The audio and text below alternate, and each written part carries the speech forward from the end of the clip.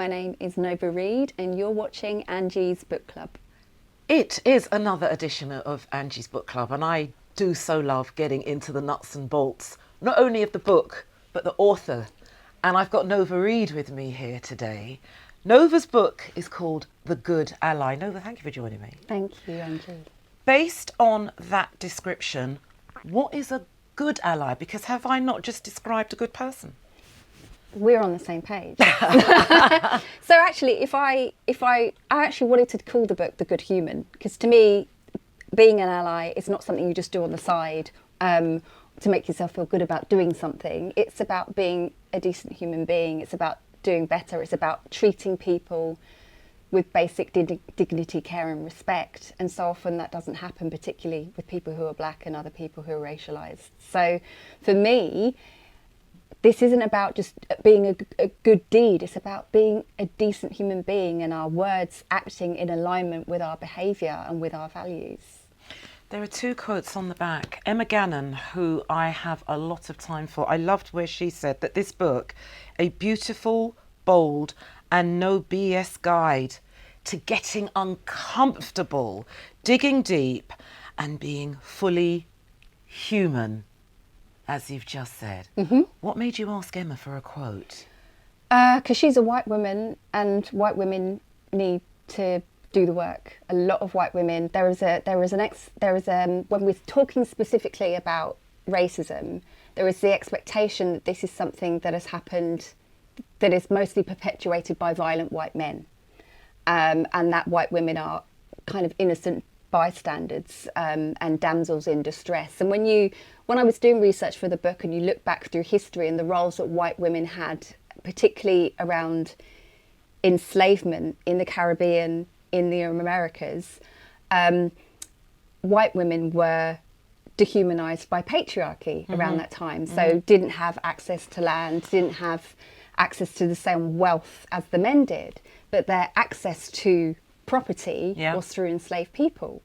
And so they had a huge amount of domination and control over black people, over black children, and a huge amount that they were their access to wealth. They were white women's access to wealth.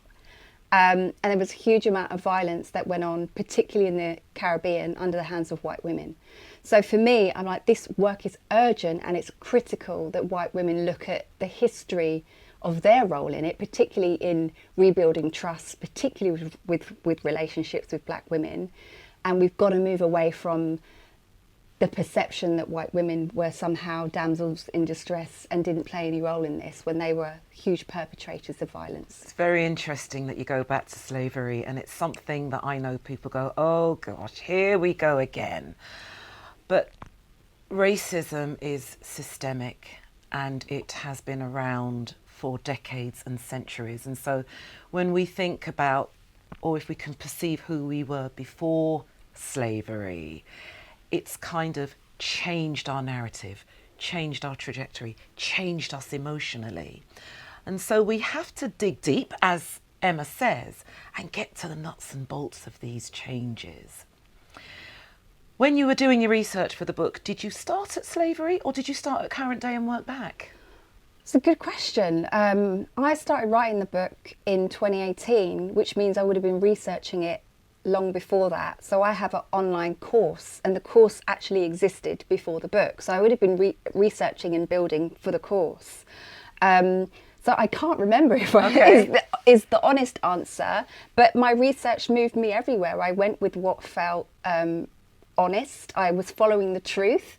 And so I guess often when you're following the truth, you have to go back, or you have to go deeper and wider to, actually, what were white women doing during this time? And I'm reading a lot about what white men were doing, but what was the role of white women? And we do tend to hear about what the white men were doing to the black women and the black men. Yes. We don't always think about the role of the white woman at the time. Were there times of discomfort in approaching white people when you were writing this book? No, I mean, before I wrote the book, so the book came about because I was delivering a workshop. So I was am a public speaker. Yeah. That's what I was doing before, and I did a lot of consultancy and still do some to a degree for the right client. But I was delivering a workshop on race inclusion with a creative agency, and someone in the audience happened to be a literary agent. Okay. And they said, "Wow, have you ever thought about turning your work into a book?" And I said, "Absolutely not. Can't imagine anything more dull." Because why dull? Why dull? No, I'm interested. Yes. I'm interested in this. Why dull? Because at that time, it would have been positioned around D&I, diversity and inclusion. I was like, Okay. who's going to read a D? Like, I wouldn't read a D&I Yeah. book. I wouldn't. Yeah. Certainly not at that time. And so I'm a storyteller. And so anyway, it changed a lot from the original idea. And I think one of the reasons why I got the book deal was that we moved it away from D&I. We moved Okay. it away from a corporate audience to how do we help the individual change maker who wants to do better, who wants to raise socially conscious children, who wants to have a deeper understanding of why things are the way they are now, what we can do to do better. And I was like, yeah, that's more exciting for me. And in alignment with what you would want to deliver when you're not doing one of your speaking engagements. It's more human. Okay, look, there is a lot to cover. There is a lot to cover. I want to tap on, because I've got a lot of dog ears in here at the moment. I love them. Understanding systemic racism. How can we understand this fraction that has been around for centuries, for decades? How can we understand it? We're living in it. It's not changing. And any changes that are made, they're small changes, but then we seem to kind of go back to square one. How can we get the nuts and bolts to understand this, Nova? So for me, it's the information is out there in plain sight. So there has to be desire to want to seek and find it and understand more, because I think our education system is doing a huge disservice to the young people. There's definitely people who are changing things and working in schools, but I think it does a huge disservice to our young people about understanding our place in the world and our history. We only want to look at history from a one-dimensional narrative of Britain being good people or the good guys, rather than telling the whole experience and giving us more of an understanding of all of the people who make up society and contribute towards society. The role, the transatlantic slavery is a significant piece in history that has shaped the way that we are today, and also what Britain looks like, but it's not the only piece of history. Yeah. So I think there is more that educational systems need to do to better inform the next generation of young people coming through the world and, occupying society, as well as, we've got to have the desire to look. How can we improve and stop repeating cycles and patterns that harm us if we have no awareness of it, or we're not taking any interest in looking? The only reason I understood as much as I do now about what it might mean to be black and the role of Britain and enslavement. I am Caribbean. I have lineage loss of slavery, so I am interested in finding out who I am. Yeah. Because I have lineage that is lost to slavery. So I have to have the desire to go and look. I have to go and learn. I choose to go and learn from black historians. I choose to go and put my head in books, because there is a disconnect with me as a human being. There's a piece of me missing without that knowledge. So for me, knowledge is power. Absolutely. Yeah. We are of a different generation. I could be old enough to be your mother, and I'm very, very proud of that.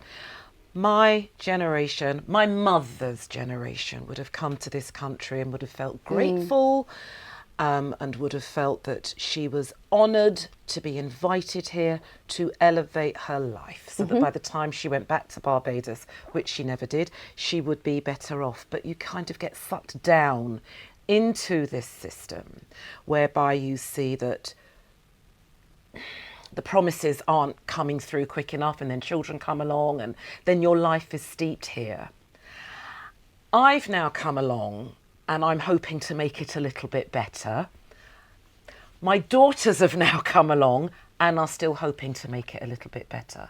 Progress is slow, Nova. It's very, very slow. Frustratingly so. And it's frustrating, because as much as I want my mother to go back to Barbados and live her life, she's too old now. Yeah. And she probably doesn't recognise parts of Barbados that I could take her to. It's a very slow burn.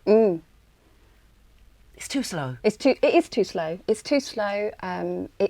You know, depending on what your experience is, because our experiences aren't all the same, I recognise that. It can be really corrosive to mental health, trying to navigate, you know, living in a country that is rooted in systemic racism. Like it's embedded within laws. It's embedded within systems. It's, you know, we see disparities in healthcare where black women are almost 4 times more likely to die in childbirth than white women, where black children are more likely to die when they're under the care of a white caregiver. Like this isn't just, it's systemic. And when you understand the history of medical racism, and somebody called James Marion Sims, who is often coined the father of gynecology, he's the person that created the vaginal speculum. Oh my goodness. Stop right there. I had Dr. Nigat Arif in here a couple of days ago, and she brought a number of contraceptive devices and also the speculum for when women have a smear. Yeah. And she echoed, you've just echoed exactly what she said. Yeah, and I think that's the key. You know, he founded the vaginal speculum, and a lot of what he discovered in gynecology was from doing experiments without the consent on enslaved black women without anaesthesia. Okay. This is more than deja vu. We had this same conversation, and the trauma that would have presented, and still does, in the fact that a study by PNAS, I can't remember what the full meaning of that means, but PNAS did a study in 2016 that founded that, I think this is an American study, 50% of white doctors still believe that black people can withstand more pain, and that is a consequence of these experiments. So that's what I mean. It's so important for us to understand what's happened in the past as to why some of these disparities in these thinking and ideologies that aren't true still exist. And it's the trauma that goes with them. And one of my dog ears is about unpacking racial trauma. Yes. So here we are talking about a gynecological issue, but it's so much more than that. It's the words that you're told. It's the untruths that you keep within your system. It's the belief that you can't fight back, and if you do, you're rude, or you're an angry black woman, or unpacking racial trauma. It's going to take surely the same decades and generations to wipe out that it's taken to build it up. For sure. There's some studies that show trauma can be passed down from generation to generation, so from womb to womb, for up to 14 generations. Wow. And so it's an enormous, you know, we often hear people having conversations about reparations, and the thinking around that is it's just monetary. And I believe it should be, but that's the tip of the iceberg. It's just one part of it. It's just one part of it. And a part of it also needs to be about resource and providing mental health and trauma support from people who've experienced ongoing and persistent trauma as a result of racism. We could be living out emotions that actually aren't ours. We could be operating parts of our personality that have been passed down to us because of the trauma that actually has nothing to do with our personality, our emotional being, our mental health. We inherit these things, don't we? We inherit them, and you know, sometimes it can form like adaptive behaviours, hypervigilance, for example. It can express itself in anxiety, for example. We're definitely going to tap on that because of an experiment that you did. You were surveying a number of people, and you just saw that there was one key emotion that just kept coming out of this. I want to talk about this chapter that you've got here, the trouble with absolutes. So let's take Monroe Berghoff, who decided, no more, I'm going to step out, I'm going to speak out in the midst of all the trauma and all the racism. This is the model who had the contract with L'Oreal. Could have easily said, I'm with L'Oreal. Sit quiet. Let me keep quiet. let me have my beautiful makeup done and let me walk past every chemist and see my face there endorsing this amazing, amazing brand, but decided to speak out. But you've got here the trouble with absolutes. Explain what you mean. So the link between what happened with Munro Berghoff, which she got the contract with L'Oreal in 2017 and was speaking up about the racist, if you know what you call them, riots. Sorry, start that again. Munro. What you're talking about with Munro Bergdorf was in 2017, she spoke up about the riots that were happening in Charlottesville, the racist riots that were happening in Charlottesville that led to the death of a protester. Yeah. And naming white supremacy as it is. L'Oreal obviously felt that was too controversial and off-brand for them and terminated the contract. Fast forward to 2020 when there was this huge wave of all these brands making public statements as a result of George Floyd's Floyd. murders, of solidarity. And I can't recall exactly, but it was something, L'Oreal had a campaign that said speaking out is worth it. Oh, and she went in with that video, I remember. Yeah, and Munro was like, how dare you? Like, it really isn't, because that cost me my job. Speaking up cost me my job. The death threats, this, that and the other. Like, where is your integrity? And Munro took them to task, and they obviously found a way to work together again. They made a very generous donation to, I think, a trans or an LGBTQ charity. Invited Munro to be back on the board to consult and to repair, to make things right. At the time of George Floyd, I think there was a shock as to how many countries over the world just said, do you know what? Something here ain't right. And we have the means through our phones, through social media, to express how we feel. It was a wave. It was a global wave that just completely dominated the world. And I think countries that I would have thought, you're having Black Lives Matter marches, it was a complete turnaround. Was that not then, was it not then necessary? It was a necessity for a lot of companies and brands to say, do you know what? We've got to put down our rights to behaving the way that we do, and we've got to look at the way that we are behaving. We've got to look at how we are dealing with black and brown people. I think for some of them, it was a genuine desire to, like, we're not doing enough. And let's look at this, and let's look at this from the root, and let's do better. Let's use our influence to do better within our organisation, to the black and brown staff that are working within it, and also our responsibility in globally or nationally. But there were also some that were just doing it for stage performance, of wanting to put a statement out, but not actually engaging with any of their black staff within the organisation. Huge disparity. You've got people at the top of the company who are completely homogenous and majority white. There was this pay inequity was going on. There was all sorts of things, and people who had live racist cases around racism not being taken seriously. So there was a real discrepancy with a statement that was being put outline versus how they were actually treating their black staff specifically within the organisation, and also what representation looked like. I want to touch on raising black children and children of colour. I like the way that you worded that chapter, because if you are in a mixed relationship, you are bringing up a child of colour, but you are under the umbrella of a system who looks like you, bringing up a child of colour.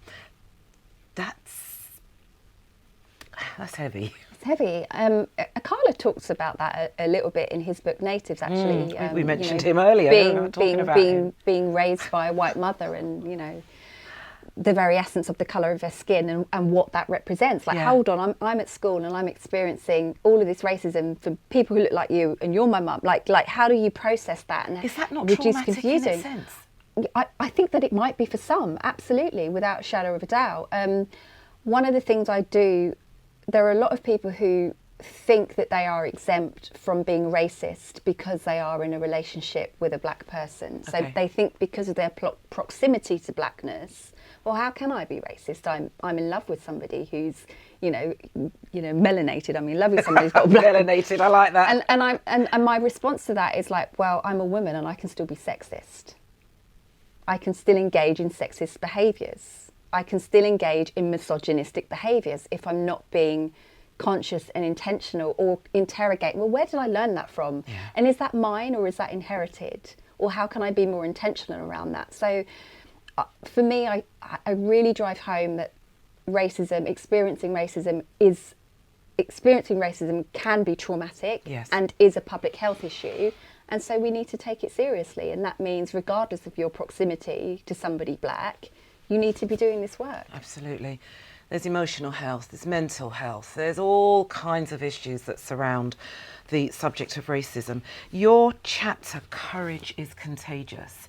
Just in reading the first few lines, in preparation for writing this book, I researched and interviewed a number of case studies, analysed thousands of comments, but you found fear was the thread that was driving through all of these case studies. It didn't matter how many people they were. I'm going to assume none of them knew each other. Mm-hmm. And if they did, very few did. But the common denominator was fear. So it's like we're living in this daily fear. We're experiencing this daily fear. We don't bring it up for fear of. Fear. For fear of the reaction. We push it down and we're still living in fear. How do we break this, Nova? How do we break this? I mean, for me, I guess it depends on who the person is. If it's somebody who is racialised as white, I'm like, well, what's the fear? It's if the fear is of black people, then you need to unpack that. It's disproportionate. There is probably a huge amount of untruths in that. Like, what's the fear? And just being really honest about what is driving that, because oftenly it's particularly with people who are racialised as white and are worried about saying the wrong thing or Yes. getting it wrong. I'm like, you will say the wrong thing, you will get it wrong, you'll make a mistake, you'll probably do something racist, but now's your opportunity to take responsibility for it and reduce harm. We're not going to learn or grow unless we give ourselves the room to make mistakes. I think there needs to be some boundaries about where you're making those mistakes so that I'm not on the receiving end of it. Yes, thank you. Yeah. But you know, that to me is something different. But you know, for those of us who are black or in other minoritized racial identities, you know, experiencing racism was a threat to our lives. Like, our bodies remember that. Yes. Our bodies carry trauma. It's passed down from one generation to another, from person to person. So of course I'm going to have it's not going to be surprising that I am scared to speak up. Yeah. Because I may see retribution for that. And for some people that's very real, in terms of losing a job, in terms of not being promoted, in terms of being excluded socially. Like, those are things that continue to happen. And for some, racism is still a threat to people's lives. People still die because some people think they're more superior because of the colour of their skin. So I don't want to minimise that fear for those of us who experience racism and maybe also experiencing trauma, because it's very real. But also it's important for us to focus on what we can do to heal, and also affirm messages around our worthiness and our identity that are positive and affirming. We mentioned that you do public speaking, and it was as a result of a literary agent listening to one of your talks who said, yes, let's get this book done. But what was the point where you thought, I've got to do this? Because if I don't, because you and I may never see the end of racism in our lifetime. We won't. But this tool could help your grandchildren, my great-grandchildren. What was the point where you said, you know what, I've got to do this. I've got to do this. Writing that book was a hugely spiritual experience for me. And there were moments where I felt like I was a vessel. That's the only way I can describe it. It was just pouring out of me. And I just felt like I was being in service. I can't describe it in any other way. And that I was some kind of vessel around that time to help get the words out on the page that needed to be out there. I made a huge point in speaking about the science that points to the first expression of Homo sapien being an African woman, and then scientists and paleontologists discovering bones in in Ethiopia on the northern rift after there was all of this rainfall, so much rainfall, like part of the earth changed shape and washed away, and they revealed all of these human skulls that had never been, they had no idea that they were there. And so they did years of cleaning and detecting and science, and they discovered that human beings lived on the earth a lot longer than the science originally showed them. And that it pointed to an African woman that they named mitochondrial Eve, and how that mitochondrial Eve expresses itself. It's so strong that it expresses itself in every woman. It came from an African woman, and no matter what we look like today, that same expression of mitochondrial Eve has been passed down to every single human being, modern human being on this planet. So it was important for me to remind people that, especially black women who may have swallowed the myth around unworthiness, that we are tied to creation and that first expression of humanness. So it was so important for me to not just talk about racism and trauma, but affirming our identity, affirming our humanity, and affirming who we are beyond these stories around racism that it really does minimise and dehumanise us. Absolutely. The good ally, Reid, has written something that I think will definitely be here for centuries and decades, and it needs to be read. We need to get this in schools. Yes. Because you mentioned right at the beginning of the talk about history, and we need to, especially in any country where there's more than one colour or culture, we need to broaden that word history. Yes. Because to minimise somebody's historical past steeps them in fear. Steeps them in fear. Reid, thank you so much. Thank you, Thank Angie. you so much. The good ally.